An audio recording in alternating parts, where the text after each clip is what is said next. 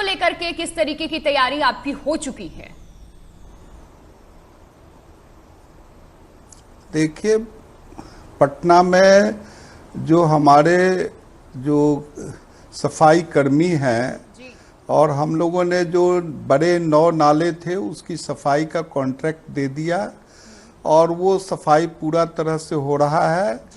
हमारे जो सफाई कर्मी हैं वो कचरा, गीला और सूखा कचरा अलग अलग कर करके उसका प्रोसेस किया जा रहा है और जो जल जमाव हुआ था उसके लिए जो हमारे 39 सम्प हाउस है उसको हमने कंप्लीट रिनोवेट किया है।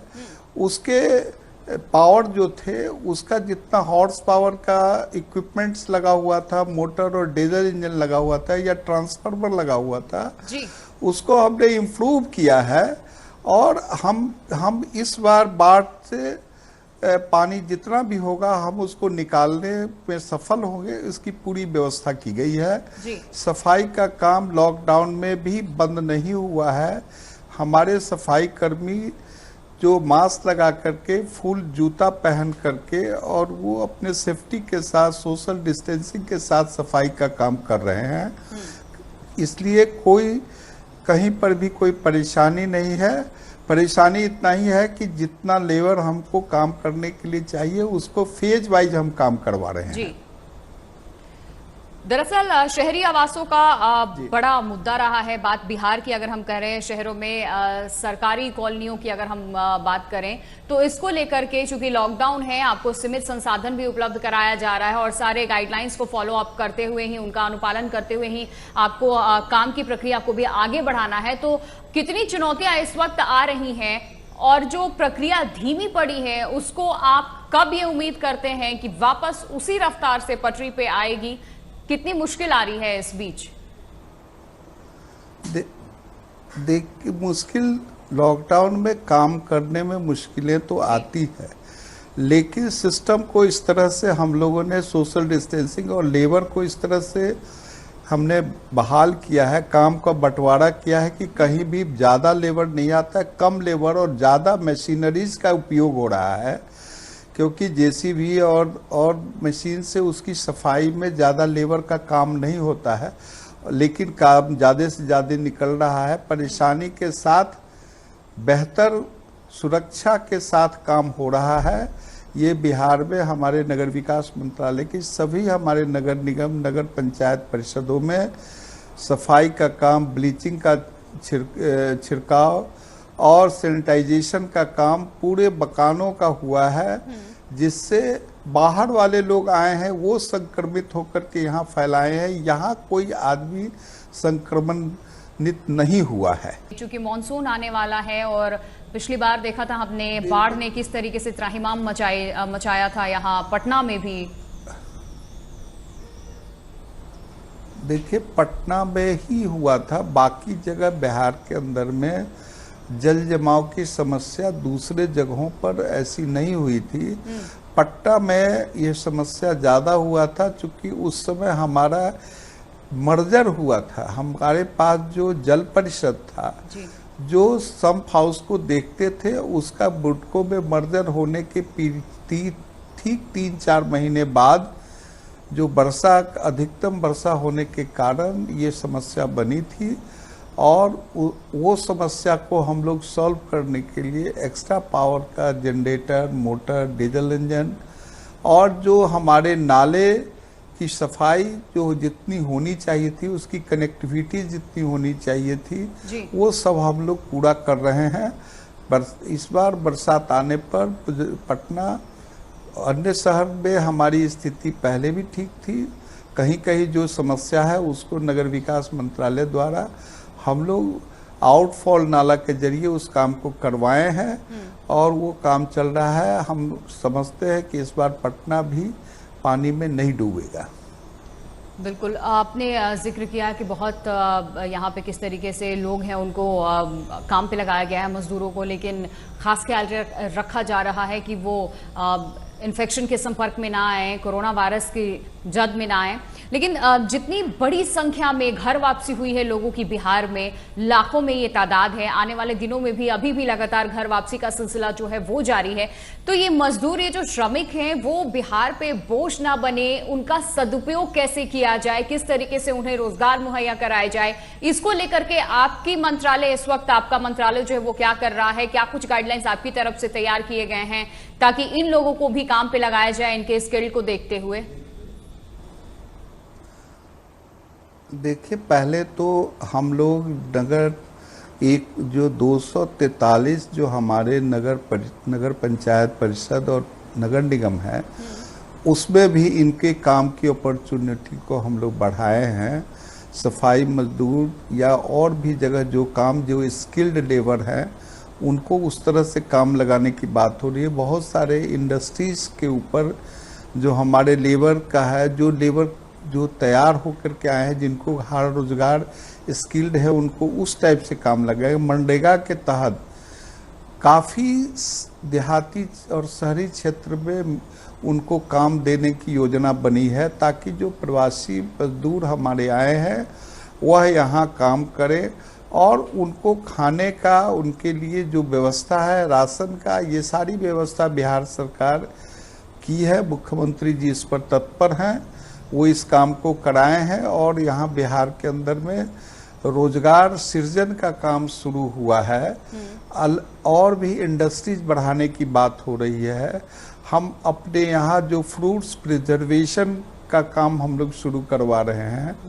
बिहार में अपॉर्चुनिटी बहुत है, उसके ऊपर जो हमारे बाहर से लेबर आए हैं, जिस टाइप से उनको वहाँ पर काम मिला है, उस तरह के काम का यहाँ भी व्यवस्था हम लोग कर करके काम को बढ़ाएंगे और उनकी सेवा लेकर के इंडस्ट्रियलाइजेशन इस बिहार में होगा। और मजदूर जो हमारे हैं वो भी कहीं जाने के लिए अब तैयार नहीं है। बिहार को समृद्ध संपन्न बिहार बनाने के लिए हमारे जो मजदूर बाहर से आए हैं वो बिहार को बनाएंगे, संपन्न बनाएंगे।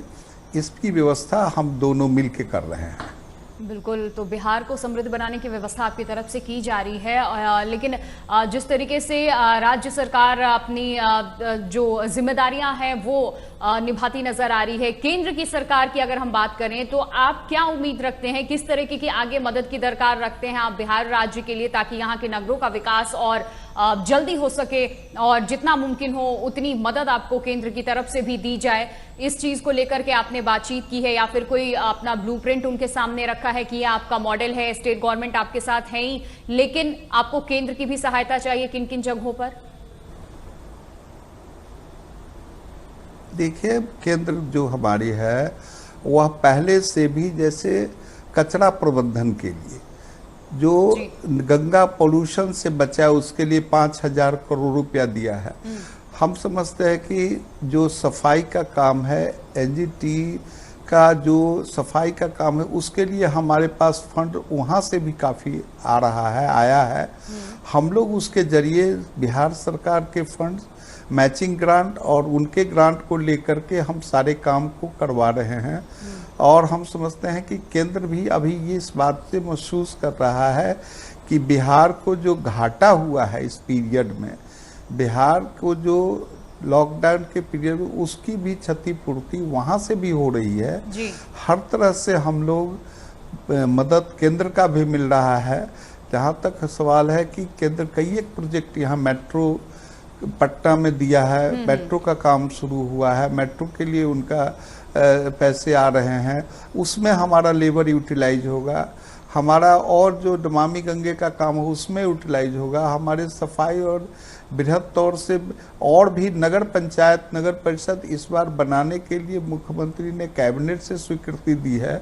हम समझते हैं कि 100 के करीब और हमारे नगर पंचायत, नगर परिषद बनेंगे। एरिया का जो है सो वो भी बढ़ाया जा रहा है शहरों का। तो ये सब में हमारे प्रवासी लेबर का काम होगा, उद्योग बढ़ेंगे, काम होगा। तो हम समझते हैं कि बिहार में हर तरह का जो समस्या थी वो दूर होगी। और केंद्र और बिहार दोनों एनडीए की सरकार है, इसलिए मिलजुल करके हम लोग अच्छी तरह से बिहार का विकास हो रहा है। और भी चूंकि जो कमियां हुई है लॉकडाउन पीरियड जी। में, उसको भी मिलजुल करके हम लोग सॉल्व करेंगे और समृद्ध बिहार बनाएंगे। बिल्कुल, पटना मेट्रो का आपने जिक्र किया है और यहाँ पर बहुत जल्द इसका काम भी शुरू होगा, इसका निर्माण भी शुरू होगा। लेकिन ऐसे में कैसे आप जो प्रवासी श्रमिक हैं इसको जोड़ेंगे? इसको लेकर के कोई योजना बनाई गई है? क्योंकि अभी इनका डेटा कलेक्ट किया जा रहा है, बड़े पैमाने पर जो श्रमिक हैं वो अपने घर को वापस आए हैं और वो जाना भी नहीं चाहते हैं। इसका जिक्र आपने भी किया है कि उन्हें अगर यहीं पे रोजगार मुहैया करा दिया जाए, जो श्रमिक हैं उन्हें यहीं पे काम धंधा मिले तो वो यहीं पे सेटल डाउन हो जाएंगे, वापस बिहार छोड़ के जाने की वो नहीं सोचेंगे, जिन परिस्थितियों में विभिन्न राज्यों से वो लौटे हैं अपने घर। तो ऐसे में उन प्रवासी श्रमिकों को कैसे इस प्रोजेक्ट से जोड़ेंगे, क्या तैयारी? देखिए, जो हमारा जैसे मेट्रो है, एक बड़ा प्रोजेक्ट होगा, उसमें जो बहुत बाहर से जो लोग आए हैं उसका एम्प्लॉयमेंट उसमें होगा, जो जिस कैटेगरीज में है उसमें उनको रखा जाएगा। जो लेबर है वो काम डे नाइट करेंगे। इसी प्रकार से जो है आपको रोड कंस्ट्रक्शन का है, बृहद पैमाने पर रोड यहाँ बना है और रोड बनाने की योजना है। केंद्र सरकार भी उसके लिए बहुत सारे रोड्स का जो टेंडर करा रहा है उसको बनाने की, उसमें लोग इंगेज होंगे। मनरेगा के तरह भी ग्रामीण क्षेत्रों की कनेक्टिविटी शहरों से किया जाएगा। तो ये सब में लेबर काफ़ी आएगा। बिल्कुल, आपने जिक्र किया है कि बिहार को उत्तम बिहार बनाना है, सुंदर बिहार बनाना है, तो उस कड़ी में स्मार्ट सिटी भी जुड़ जाती है। स्मार्ट सिटी का निर्माण कार्य भी हो रहा है और स्मार्ट भी बनाना है सिटीज को। तो ऐसे में बहुत सारे प्रोजेक्ट आपके पास आने वाले हैं, तो इससे मजदूरों को जोड़ने के लिए क्या तैयारी आपकी चल रही है? क्योंकि जो मजदूर हैं उनकी क्षमता को भाप करके ही आप उनके क्षमता के अनुसार उन्हें काम देंगे, रोजगार देंगे श्रमिकों को। तो हर जितने भी आपके डिपार्टमेंट्स हैं, जिस तरीके से श्रमिकों को आप देखेंगे, उन्हें परखा जाएगा, उसके मुताबिक उन्हें काम दिया जाएगा। तो स्मार्ट सिटी में रोजगार के ज्यादा से ज्यादा मौके कैसे पैदा करेंगे आप श्रमिकों के लिए? देखिए, स्मार्ट सिटी जैसे बाहर में जो सिटी में ये लोग काम करते थे, बॉम्बे में करते, दिल्ली में करते थे, बेंगलोर में करते थे, आपको उन सब शहरों में इस तरह के काम लोग करते थे। जो काम नया पर बिहार में भी शुरू हुआ है जी। तो उनको तो और अच्छा अपॉर्चुनिटी मिला है कि हम उस काम को यहाँ करेंगे और हमारे पास कुशल कारीगर मिल जाएंगे, कुशल हमारे पास हैंड्स मिल रहा है। तो कुशल हैंड्स मिलने से तो बिहार को जो बाहर से हमको बोरो करना पड़ता, मंगवाना पड़ता एक स्किल्ड आदमी का, वो हमें खुद अब मिल गया। तो बिहार को क्या उसमें परेशानी? बिहारी तो बिहार का लेबर बिहार में खुशहाल होगा। बाहर वो चार चांद लगाया है, हर शहरों को खुशहाल बनाया है। तो बिहार का लेबर आज इस बात के लिए कह रहा है कि अब हम बिहार को मजबूत बनाएंगे, बिहार सरकार के साथ मिलजुल करके बिहार की समृद्धता की बात सोचा जा रहा है और ये लॉकडाउन के बाद उस पर बृहद तरीके से काम होगा। जितने मजदूर हैं अभी वो घरों में बैठे हुए हैं, उनके पास 2 वक्त खाने के लिए रोटी नहीं है, पैसे खत्म हो चुके हैं, वो घर वापसी कर चुके हैं, लेकिन अब रोजगार की तलाश में कोई बात नहीं है। नहीं, जो भी लेबर हमारे आए हैं उनको बजावता हमने राशन दिया है, केंद्र सरकार राशन दे रही है। जिनके पास किसी तरह का कोई आदमी भूखा नहीं है, सबकी व्यवस्था बिहार सरकार और केंद्र सरकार। इस पे हम सवाल खड़े कर रहे हैं, लेकिन पहले रोजगार चाहिए जल्द से पहले जल्द। तो पहले तो वो लोग आए हैं, उनको हम लोग अच्छी तरह से उनकी व्यवस्था, अब रोजगार की बात है वो भी हम लोग कर रहे हैं। लॉकडाउन समाप्त होते ही रोजगार में वो लोग काम पर लग जाएंगे। तो ये आश्वस्त आप कर रहे हैं हमारे माध्यम से कि घबराने की जरूरत नहीं है, वैसे मजदूरों को भी रोजगार दिया जाएगा जो ये सोच रहे हैं कि उनके पास बहुत ज्यादा स्किल नहीं है, वो बहुत ज्यादा ट्रेंड नहीं है। ये बिल्कुल घबराने की जरूरत नहीं है। बिहार के मजदूर बहुत ही स्किल्ड हैं, बहुत ही दिमाग वाले हैं। जब दूसरे राज्यों को समृद्ध जाकर के कर दिए तो अपने घर को समृद्ध करने में उन्हें कोई परेशानी नहीं होगी। और ये बिहार को अब समृद्ध करेंगे। दूसरे जगह जाकर के रोजगार खोजते हैं, बिहार में खुद रोजगार जनरेट हो रहा है, वहां वो काम करेंगे। जी, आप क्या वजह मानते हैं कि निवेशक यहाँ निवेश करने से बिहार में कतराते हैं? क्योंकि एक सच्चाई है, बिहार अभी भी पिछड़े राज्यों में गिना जाता है, विकसित अभी पूरी तरीके से हुआ नहीं है, बहुत ज्यादा अपॉर्चुनिटीज यहाँ पे है नहीं। आज के दिन में बिहार में बाहर के लोग जी और विदेश के लोग भी बिहार में घूम रहे हैं काम के लिए।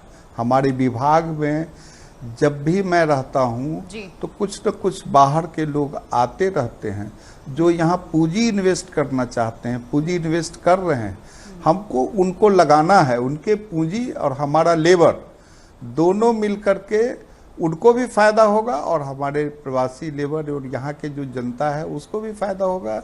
इंडस्ट्रीज लगेगा, उनके बाहर के लोगों का पैसे यहाँ इन्वेस्ट होगा और इन्वेस्ट करने के लिए हम देख रहे हैं कि भारतवर्ष में अब पूंजी लगाने के लिए भी दूसरे देश के भी लोग इच्छुक है। भारत में स्किल्ड है, आदमी है, दिमाग है, पढ़े लिखे लोग हैं, सबका यूटिलाइजेशन होगा तो उसमें बिहार भी बढ़ेगा और बिहार अब आने में किसी भी देश के और किसी भी राज्य के लोगों को कोई परेशानी नहीं है। ऐसा हम फील किए हैं और नगर विकास में करने के लिए इच्छुक हैं वो यहाँ पे इच्छा जाहिर करते हैं कि इन्वेस्ट उन्हें करना है, तो उनकी तरफ से कई सुझाव भी दिए जाते होंगे, जाहिर सी बात है। और रोज जब आपकी मुलाकात इन लोगों से होती है तो किस तरीके के सुझाव उनकी तरफ से दिए जाते हैं और जिसकी जरूरत आपको बिहार में महसूस होती है नगरों के विकास के लिए हो या फिर तमाम मुद्दों पे हम बातचीत भी करते हैं कि कहाँ पे कमी रह गई है और क्यों अभी तक बिहार जो है पूरी तरीके से विकसित नहीं हो पाया है, जिसपे काम करने की जरूरत है बिहार सरकार का, उस ओर ध्यान गया है। देखिए, बिहार के अंदर ये बात सही है कि बिहार जितना डेवलप्ड कंट्री में पीछे पड़ गया था, लेकिन बिहार में एनडीए की सरकार काफ़ी तेज़ी से रोड के मामले में, इंडस्ट्रीज के मामले में, ट्रेडिंग के मामले में, हर मामले में और स्मार्ट सिटी में दूसरे जगह जो लोग बनाए हैं, मेट्रो जो लोग बनाए हैं, जो लोग इस तरह के काम किए हैं, उन लोगों को यहाँ पर अपॉर्चुनिटी दे रहा है कि उसके साथ हमारे लेबर मिलकर के काम करेंगे। जैसे हमने दिल्ली मेट्रो को यहाँ काम दिया मेट्रो करने के लिए जी। तो दिल्ली मेट्रो के तो आदमी आकर के काम शुरू कर दिए, लेकिन यहाँ का लेबर तो उनके साथ मिलकर काम करेगा। तो हमारे यहाँ के आदमी, उसमें जापान का शेयर लिया जा रहा है, 60% जापान इन्वेस्ट कर रहा है। तो ये एक एग्जाम्पल हम बता रहे हैं। इस तरह से बिहार के अंदर बाहर का भी इन्वेस्टर आ रहे हैं, इन्वेस्टमेंट हो रहा है, समझे। तो यहाँ तो काम, लेबर यहाँ सस्ते हैं, लेबर अच्छे हैं, काम करने वाले हैं, सब मिलजुल करके काम करेंगे।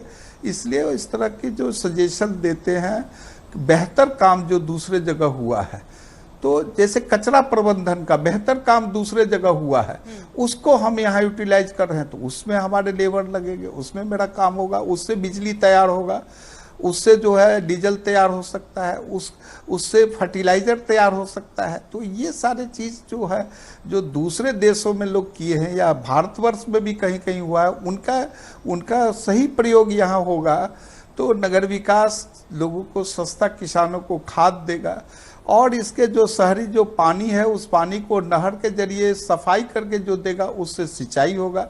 तो बिहार ऐसा देश को नगर विकास मंत्रालय से खाद और पानी दोनों मिलेगा तो हमारा कृषि प्रधान देश बिहार मजबूत होगा। इसकी भी व्यवस्था नगर विकास से की जा रही है। देखिए, चूंकि कृषि का आपने जिक्र किया है सुरेश जी, और उत्तर बिहार के मुजफ्फरपुर से आपका ताल्लुकात भी है और शाही लीची भी वहीं की देन है, पहचान है उस जगह की, लेकिन इस बार बाजारों में लीची की जो मिठास है वो घुल नहीं पाई है। अब क्या वजह है? चूंकि बिहार के बाहर भी इसका व्यापार होता है, आपको क्या लगता है इस बार सिर्फ लॉकडाउन की वजह से इस तरीके से हुआ है, कोरोना की वजह से ये मुसीबत आन पड़ी है उन किसानों पर? देखिए, लॉकडाउन में ये लीची का बाजार जो है वो थोड़ा गड़बड़ हुआ है और इसके लिए सरकार को भी व्यवस्था करनी होगी। जैसे कि हमारे मुजफ्फरपुर में पताही एयरपोर्ट है जी। वहाँ हमें कार्गो का व्यवस्था करना पड़ेगा, हमें एयर कंडीशन वैन की व्यवस्था करनी पड़ेगी, जिससे एक्सपोर्ट मार्केट मजबूत होगा। हमारी सरकार पता ही एयरपोर्ट को भी सुचारू करने के बारे में चिंतन कर रही है। हम लोग लिखा पढ़ी भी किए हैं। वो पहले एयरपोर्ट चालू था, बाद में वो एयरपोर्ट बहुत पहले था, अब उसको फिर संचालित करने की बात आ रही है। तो लीची जो है, मुजफ्फरपुर की शाही लीची बहुत कम समय में ही उसका प्रोडक्शन होता है, तो उसके हिसाब से उसको दूसरे जगह सप्लाई करने की व्यवस्था होगी तो वहाँ का किसान समृद्ध होंगे। और शाही लीची बहुत जगह भी हो रहा है, लेकिन शाही लीची का जो उसके प्रिजर्वेशन की व्यवस्था और जितने टेम्परेचर में। एक आखिरी सवाल, आपका जो विकास का मॉडल है वो आपके हिसाब से बहुत दुरुस्त है, बहुत अच्छा है, लोगों को रोजगार मिलेगा, लेकिन विपक्ष को मौके बार बार मिल जाते हैं, ऐसा क्यों? देखिए, विपक्ष को कहीं ना कहीं जो काम आदमी करता है तो उस काम के अंदर उनको खामी खोजना पड़ता है। हम लोग काम करने में लगे रहते हैं, वो नुक्ता चीनी में लगते हैं। तो उनका जो धर्म है बनाए हुए हैं, किसी तरह से करना है तो करते हैं, हमकी उसकी चिंता नहीं है। हमें विकास के रास्ते पर प्रशस्त करना है, बढ़ना है। उनकी बात जो कर दी है, उस बात में अगर कोई दम होगा तो उसको हम अपने संज्ञान में लेंगे, नहीं तो फिर हम आगे बढ़ने का रास्ता प्रशस्त करते रहेंगे। बिहार उसी तरह से बढ़ा है और आगे भी बढ़ता रहेगा। सुरेश जी, बहुत शुक्रिया आपका जी बिहार झारखंड विमर्श का हिस्सा बनने के लिए, बहुत शुक्रिया।